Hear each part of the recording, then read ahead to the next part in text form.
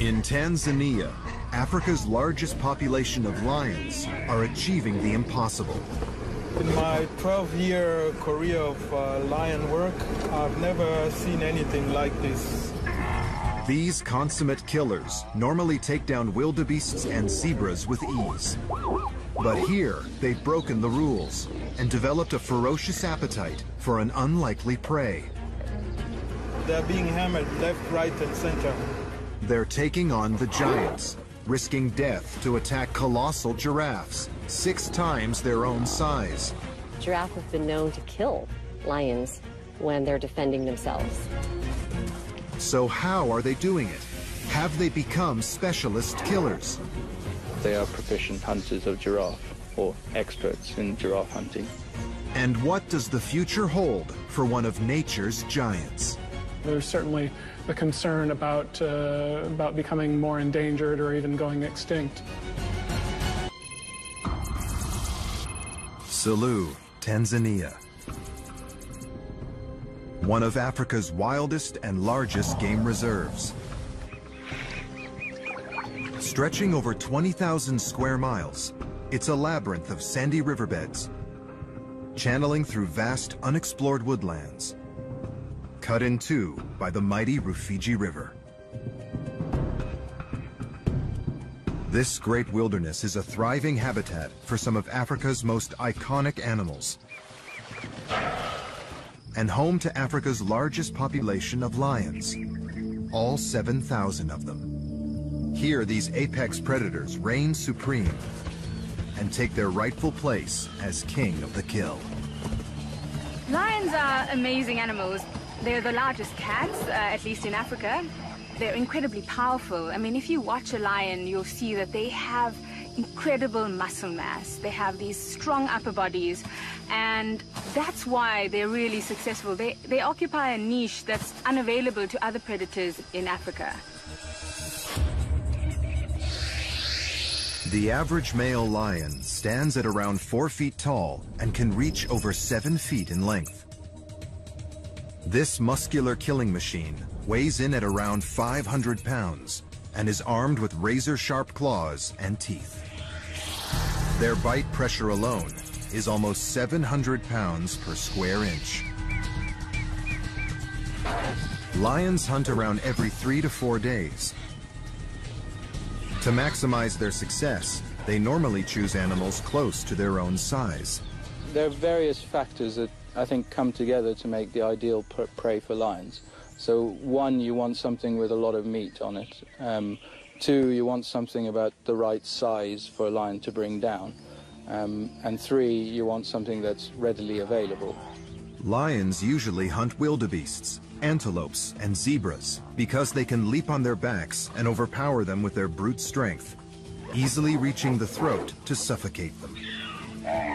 But lions are opportunistic hunters and occasionally will attack slightly larger prey.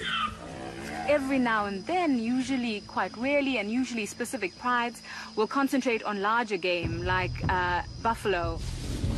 But bringing down buffalo takes more energy, and the sheer size of the prey carries a lot more risk.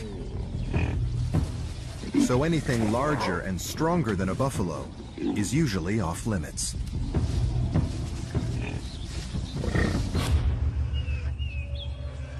But in 2011, an astonishing discovery in Selous Game Reserve has wildlife experts baffled. On a routine trip to explore wildlife distribution north of the Rufiji River, research director Dennis Ikanda uncovers something puzzling. To our surprise, we were finding remains of giraffes. In under a mile, Dennis finds 4 dead adult giraffes. We found the first kill, and less than a kilometer, we found a second one, then a third one, then a fourth one. Closer inspection shows they've been subjected to a vicious attack. Bite and scratch wounds inflicted on the carcasses point to the work of one of Africa's deadliest predators. We were astonished to find all the hallmarks on these kills of lions. Somehow, lions have brought down huge adult giraffes and eaten them. The lions have this unique way of handling their kills. They're very careful. It's just stripping off the meat, and some parts of the bones of the body are not even touched or dismembered. And within 24 hours, Dennis finds 5 more carcasses. But if lions have started killing adult giraffes, how do they do it? The sheer size of a giraffe means lions would normally only risk an attack on a calf. One would expect that, we would see mostly calves being targeted by lions, but in this case, it's directly the opposite. Instead, they're focusing on these massive animals. But it's not the first time lions have hunted giraffes here. Researcher Henry Brink began tracking lion prides in Selous in 2007, and he too started finding similar remains. Initially, I thought maybe the giraffe had got ill and the lions had scavenging on it. But then we started to see many more kills. Henry is still puzzled by the kills. I've studied lions for 7 years and I've never seen this before. It seems the impossible prey has become a routine and regular target. In my 12-year career of lion work, I've never seen anything like this. The number of giraffes being killed suggests, they're being hammered left, right, and center. It seems these lions are consuming 10 times more giraffes than normal. Usually, giraffe would comprise of 0 to 5% of the lion's diet. But, what we see here, the number of carcasses and the frequency of sighting clearly suggests that they comprise well over 50% of the lion's diet. So why are the lions targeting giraffes? Is it through desperation, or have they discovered a new hunting technique? Giraffes stand at up to 19 feet tall. Any lion attempting an attack faces an opponent almost 5 times its own height. Biologist Monica Bond studies giraffe herds in northern Tanzania. They have a great advantage because they're very tall. They have a really far line of sight. They can see up to 1 kilometer away. So they'd be able to spot any potential ambush. Reaching speeds of up to 36 miles per hour, giraffes can easily outpace a charging lion pride. But even if the lions do succeed in catching up, they face fierce defense.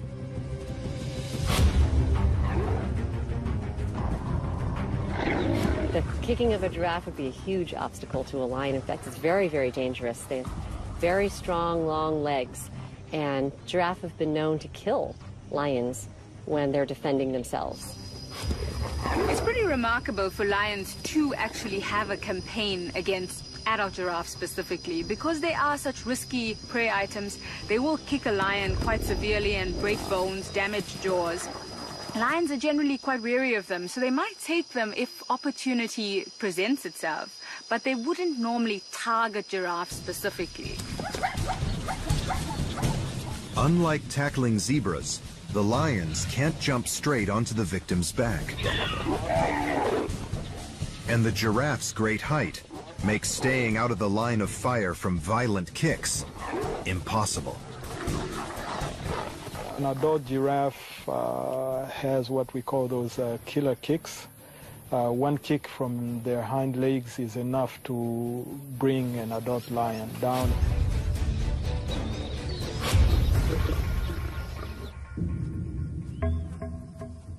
And the mystery deepens. With the risk of death or injury so high, surely there should be lions wounded or even dead along with the giraffe carcasses. But none have been found. We're not seeing any injuries or mortality down to giraffe, which seems to suggest that they are proficient hunters of giraffe or experts in giraffe hunting. And here in Selous, there's something else that doesn't add up. To take down large prey, lions usually rely on the strength of a large and well-coordinated pride. But Henry's research shows that here, prides are only made up of around 8 lions. It is quite interesting that, in contrast to, let's say, other areas of Africa where large prides go for large prey, here in Sulu you have relatively small prides taking down giraffe. When you have smaller prides, of course, larger prides it would be easier to pull down larger prey sizes. But when it comes to small prides, it's a lot more taxing for them to actually pull down larger prey. With more and more adult giraffes being discovered dead, investigators don't yet know what effect this might have on Sulu's vital giraffe population. Dennis puts together a team of local experts and returns to the reserve in 2012, determined to solve the mystery. While there are no eyewitnesses to these kills, there are plenty of new carcasses, and to the trained eye, they hold vital clues. In the course of bringing it down, one individual, if not 2, jumped on the back, and these scratch wounds were inflicted from up coming down. You can see some serious scratch wounds here and some major bite wounds here. And it's bitten from this angle here and suffocated until it dies. Although this carcass has been ripped apart, there are clues to how many lions it took to kill it. What I gather from this sighting here is that they probably were not more than maybe 4 lions, and this might have happened in between their normal meal times. How can just a few lions take down such a colossal creature? Are these specialist killers catching the giraffes by surprise? Or could the lions have discovered a different way to ambush them? It remains a mystery how they do it from the onset. How do they stage their ambushes, and then who does what in a pride? How do they manage to prey at such levels on giraffe? It's thought Africa's giraffe population has been cut in half in just a decade. With so many giraffes being slaughtered here, Dennis needs answers, and fast.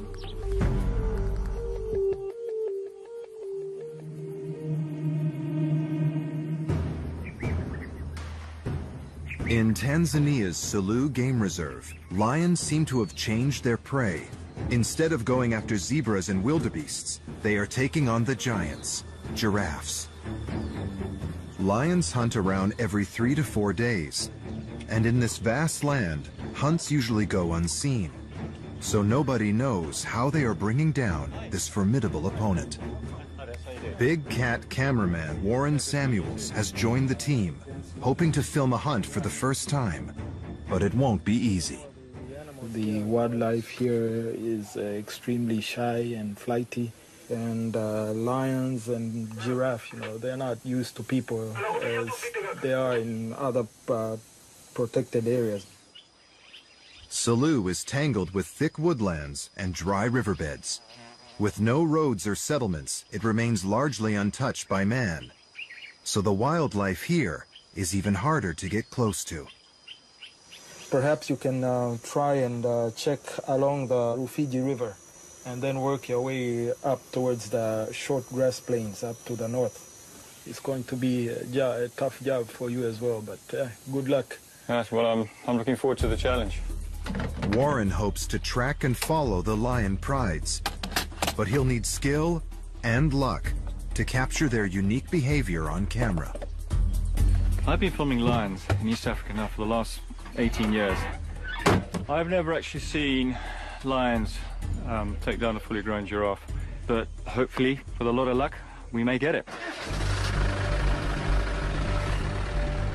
Lions are the largest of Africa's big cats, and they're successful predators partly because they play to their strengths and kill their prey fast. Danny Govender is an expert on these killers.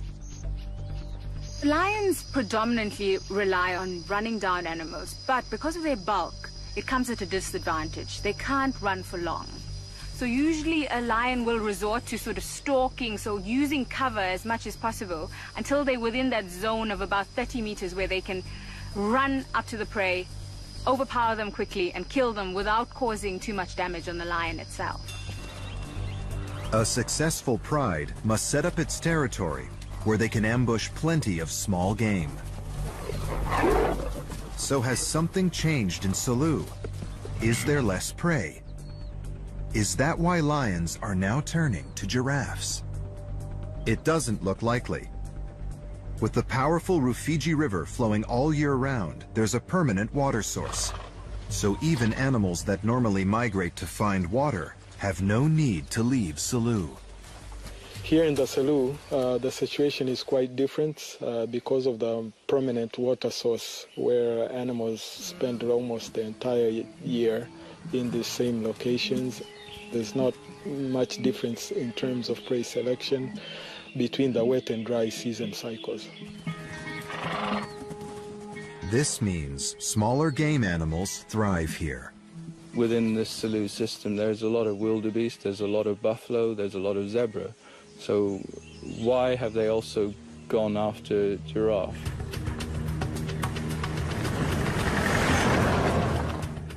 To find answers, Dennis has almost 1,800 square miles of inhospitable land to cover, with few dirt tracks.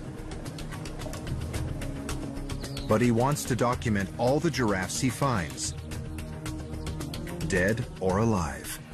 We're here counting the number of giraffe groups throughout this game reserve.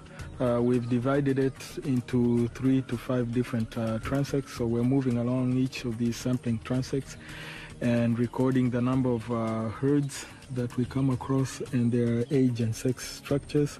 At the same time, we're recording the number of giraffe carcasses that we come across.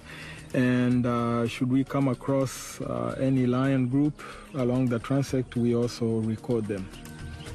There's a lot of giraffe herds for Dennis to record. This part of Selous is a stronghold for giraffes, with over 3,000 in the reserve attracted here by the acacia woodlands. It has one of the densest giraffe populations in Tanzania. We've seen a herd which has over 40 individuals, so there's a large concentration of giraffe in this area. Giraffes graze continuously. Incredibly, they survive on as little as just 30 minutes of sleep a day, napping in short bursts and often sleeping standing up. Dennis hopes that by watching their routine, it might help him find clues to how the lions are hunting. During the day, they walk down towards the riverine habitat where there's water and a bit of browse. And during the night, they move into more open habitat where they can be much more vigilant. Staying in open areas at night gives them a clearer view of potential predators and an easier escape route. But as he begins to map out the kill sites, Dennis's first discoveries are intriguing. Many are located in similar places to the 2011 kills, and they're in places the giraffes inhabit during the day. In Africa, lions are normally nighttime hunters, but these findings suggest they're executing their attacks in broad daylight. Lions are nocturnal hunters, so they prefer using cover as much as possible, and the best cover is at night. They're usually then at an advantage because then they can utilize the fact that the animals are not seeing so well, their prey items are not seeing so well. But being such adaptable predators, lions can break their own rules to fit their location. Lions use the environment to the best of their ability, so they really do rely on cover as much as possible. And it makes it more difficult for them in open areas, because in open areas they're so visible. They really then will usually only hunt at nighttime, where they again are at that advantage. But in wooded areas, you might actually find that the numbers of killings increase because they can hunt during the daytime and they've got cover all around them, so they can use that to the best of their advantage. Feeding high up in the thick, leafy canopy, it's not going to be easy for a tall giraffe to spot stalking lions on the ground below. And in dense woodland, it's harder to escape. So have the lions just found the perfect death trap? Knowing lions and knowing how well they can conceal themselves in vegetation, this gives them greater advantage when it comes to preying on species like giraffe. And you can see how close this is, and imagine the size of a giraffe having to run from lions to escape being killed.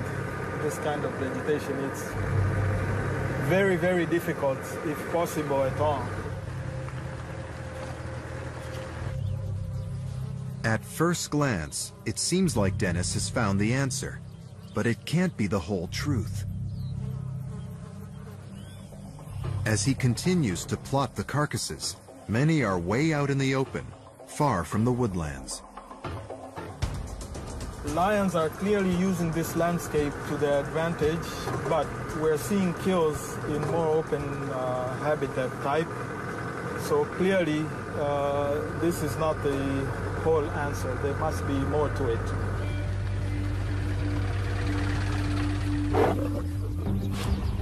Normally, lions don't attack adult giraffes because of their deadly defense methods and killer kicks. This unique footage filmed in South Africa shows just how dangerous an attack can be. But in Selous Game Reserve, adult giraffe carcasses litter the landscape. And no one knows why or how lions are toppling such massive animals. After 3 days, wildlife cameraman Warren hasn't filmed any hunting lions, but he has found more giraffe remains. Dennis, come in for Warren. Come in, Warren. We found a giraffe carcass, which we think these lions have killed. We've picked up tracks around the carcass in the sand there, so it's definitely lions that have killed this animal. We'll just keep on searching for those lions, and maybe we'll get something. Good luck, eh? Thanks very much. Burn up. Dennis adds that carcass to the list, and after days of surveying, he's beginning to see surprising results. What's becoming clear is the kills are clustered together. And it's here that Henry Brink's local expertise provides some vital insights. Having seen where the clusters are, he knows only 3 lion prides hunt in this area. And crucially, they do come into contact with each other. In an 800 square kilometer area, we follow 13 prides. Of those 13 prides, 3 of them are the ones that are bringing down giraffe. Those 3 prides are neighboring prides. So there are 2 things that could be at play. Number 1, they share a similar kind of habitat. Number 2 is that there's interchange between the prides. It means hunting skills, like how to kill giraffes, could move from pride to pride. Lion cubs are taught to hunt by their pride until 2 years old, when the males are driven out. Some males move to neighboring prides and fight to become the dominant leader, but others form a roaming gang that can eventually take over 1 or even several prides. Out in the reserve, Dennis has discovered a gang. What we have here is a group of what appears to be the resident males who are in charge of 2-3 lion prides that occupy this area. There's 2 giraffe carcasses close by. It's highly likely these lions are giraffe killers. I mean, you can see how massive they are. And my only guess is, yeah, these guys are real giraffe killers. So I can almost bet you 50-50 that, you know, the giraffe is likely to be their preference over the next day or so. Dennis reports their position to Warren, hoping he can film the hunt. 3 male lions, apparently in their prime, looking very lean and hungry. So Dennis thinks there's a very strong possibility that they're going to hunt. And hopefully we can get them hunting giraffe. So while Warren tracks the gang, Dennis focuses on another question. It looks like there are 3 prides specializing in catching giraffes, and they are potentially passing on this knowledge to each other. But how are they killing them? Have they created a new hunting technique? Or have the giraffes in Selous become somehow more vulnerable to attack? Predators are primed to detect weakness, and these giraffes could be sick. Lions are very clever animals, and they will take very quick notice of any abnormalities in their prey species, and so this could have a very significant effect on the lion's choice of giraffe as prey. Over 350 miles away in Tarangire National Park, researchers Monica Bond and Derek Lee are studying a menacing condition that's been creeping through giraffe herds. She has giraffe skin disease on the front leg. Yep. A mild to moderate case. Giraffe skin disease begins as scaly skin patches around the knees of giraffe. It gradually affects the immune system and their mobility. The sores can be from something very small, like a few centimeters, up to the entire back of the leg, and the skin looks like it's sloughing off. And then it looks like it's kind of an itchy, irritating disease. They'll often scratch their legs on the bushes, and sometimes they seem sort of reluctant to walk. The disease is rife in Tarangire. We did a survey last year and found about 60% of the adults had the disease. So it's widespread and pretty high prevalence. Anything that slows giraffes down is a big problem for an animal that uses its speed to escape lions.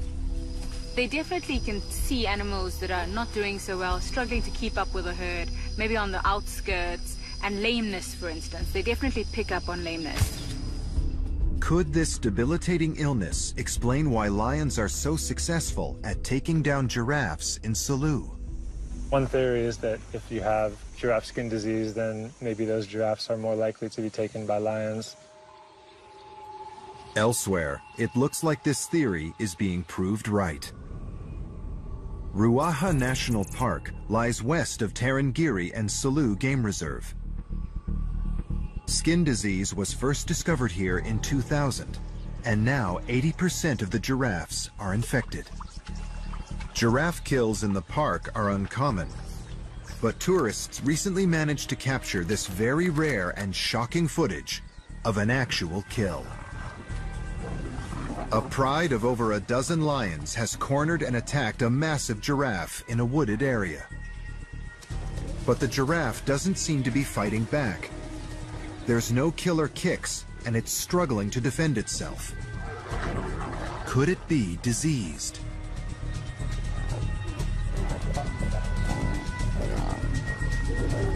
Eventually, one large lion manages to topple the enormous creature.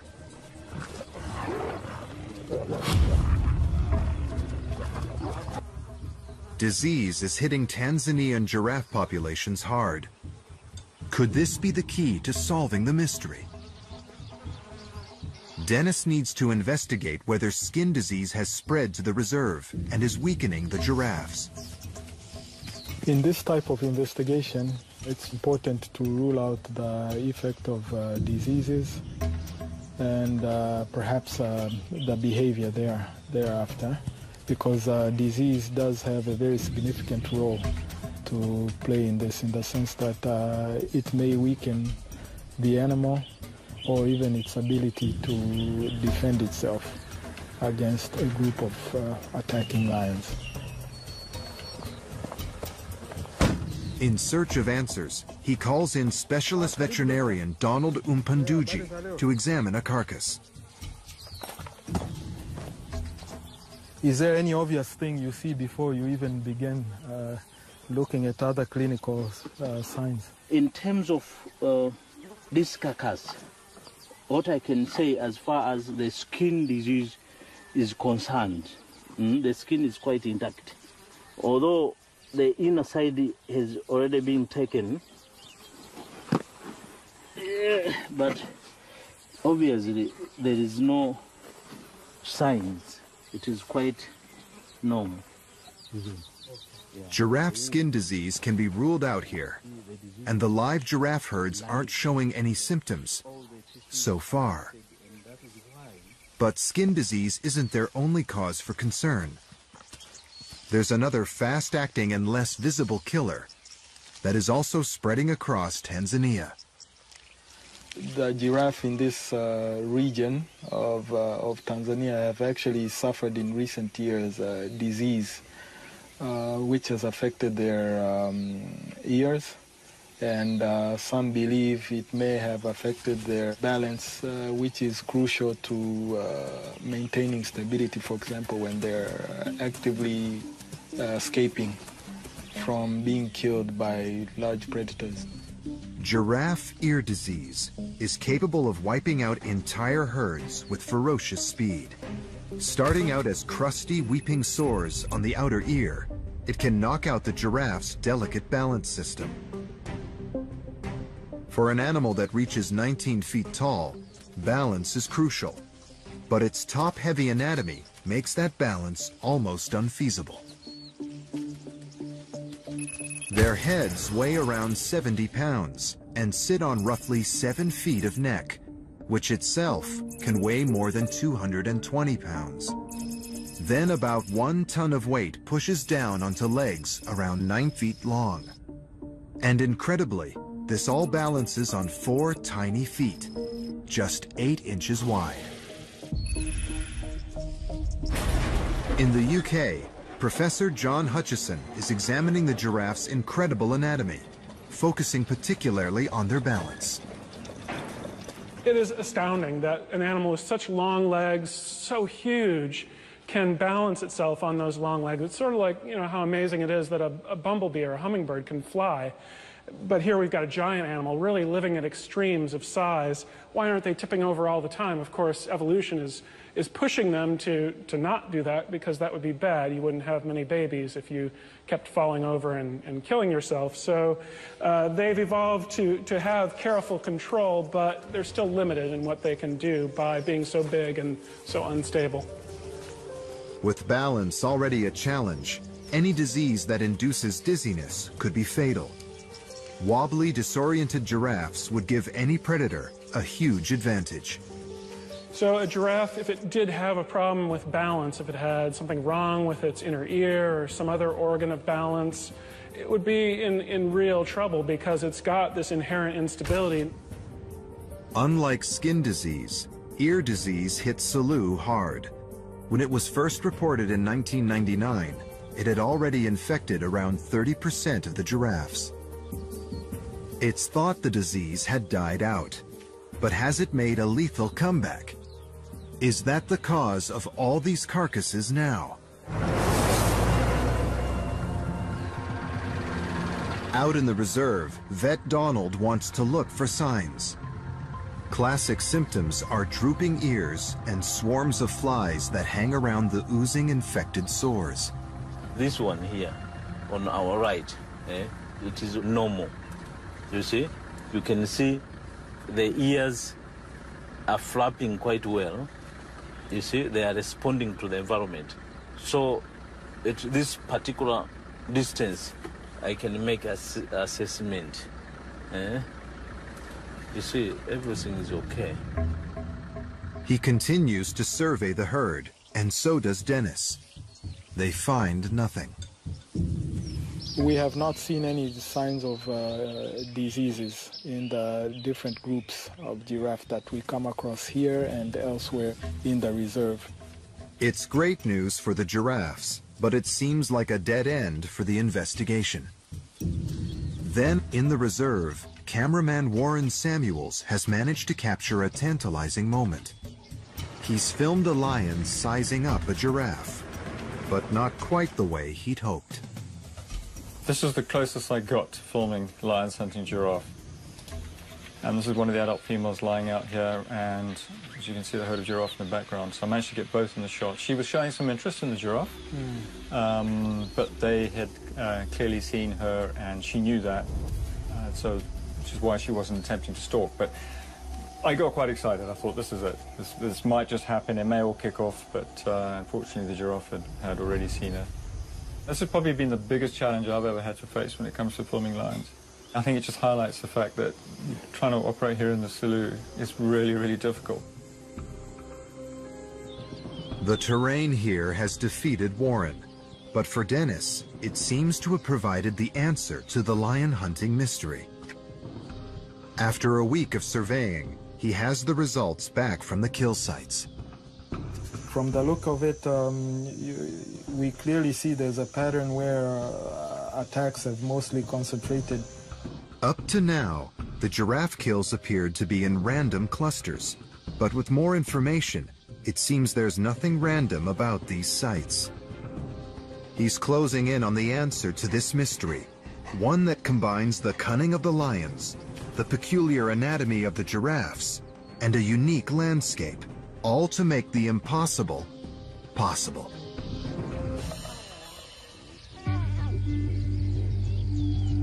So what is happening in Selous Game Reserve?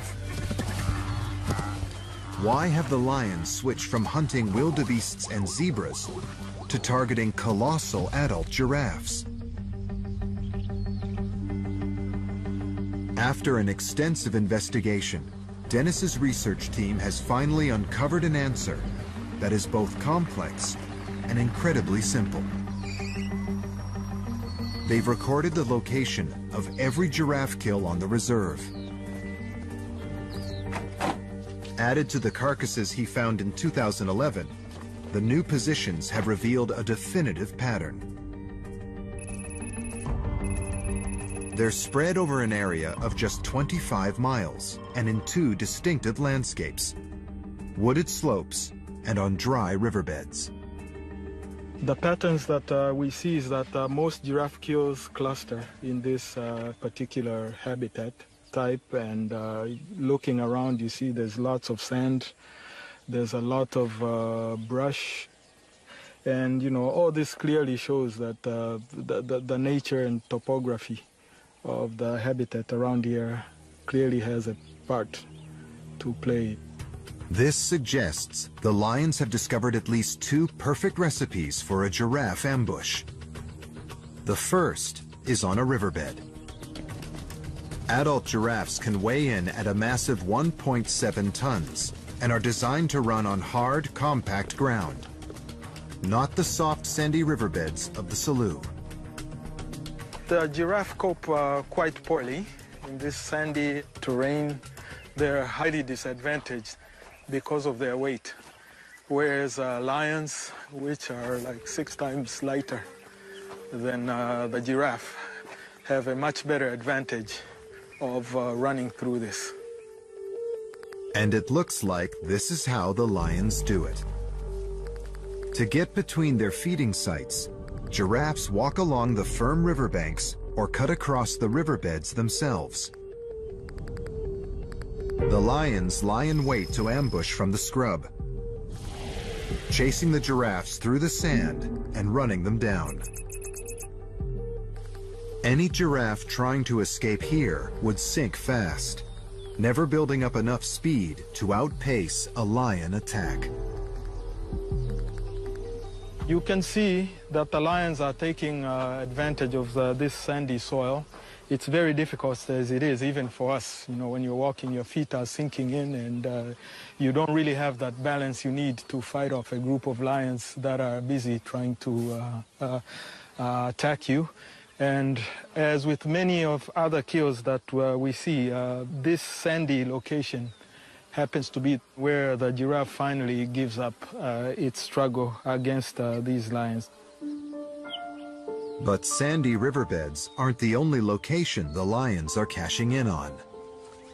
Selous is a haven for giraffes because it's rich in their favorite food, acacia trees. But though the food is good for them, the hilly geography definitely isn't. Giraffes have certainly evolved for a savanna-type environment, rather open, not too many obstacles, fairly flat or gentle rolling hills maybe, but not for rough terrain by any means. Their height and their elongated shape makes it very difficult for them to go up and down steep slopes. They're really reluctant to do that. It's not like they'll never go on a steep slope, but they'll most certainly want to avoid that. Certainly if there's a predator around, that would be a very dangerous place for a very tall, thin, elongated, top-heavy giraffe to be. Out in the reserve, this giraffe carcass is at the bottom of a classic wooded slope. It seems the lions have learned to ambush giraffes in these dead-end valleys, where they can't easily escape. If you have a look at this, it's really dense thicket, ideal habitat for lions to hide in. You can see the giraffe is here at the base of the hill. The giraffe is killed at the base of the hill. If you look at the hill, it's very steep and it's covered in this sort of loose boulders.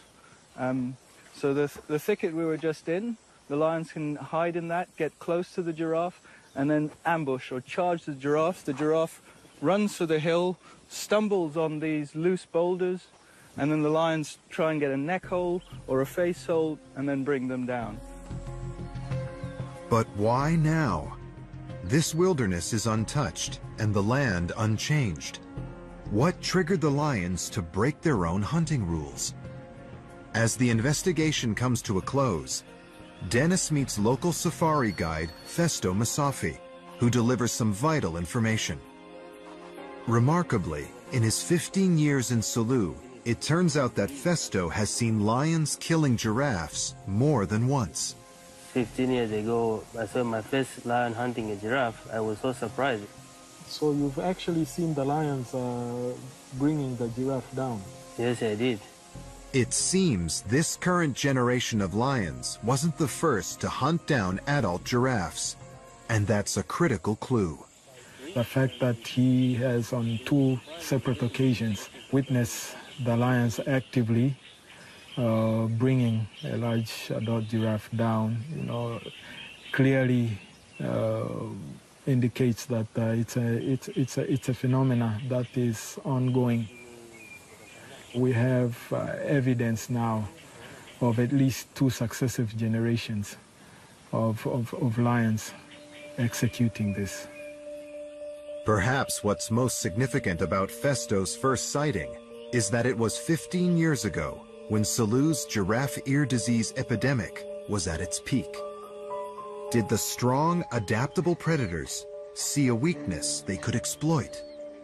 Was it the giraffe was stumbling around and looking very weak, and then the lion realized, okay, this animal can be killed quite easily? Or was it the giraffe stumbling on really loose rock and then falling over and the lion being nearby and suddenly going for it? And then this behavior carried on and is carrying on. It's likely the first generation of lions learned to kill giraffes when they were weakened by disease. Then over time, passed on this knowledge and taste for giraffes to their young. This could make the current generation of lions so skillful that they can even overcome healthy adult giraffes. Right now, there are only 3 lion prides specializing in giraffe kills.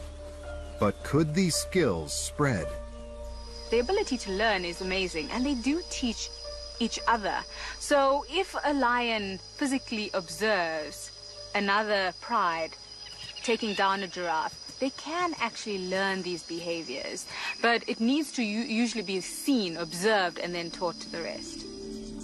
With such a strong giraffe population in Selous, it's not enough to put them under threat.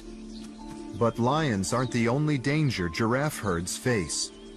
Across Africa, many are struggling to survive in a rapidly changing land.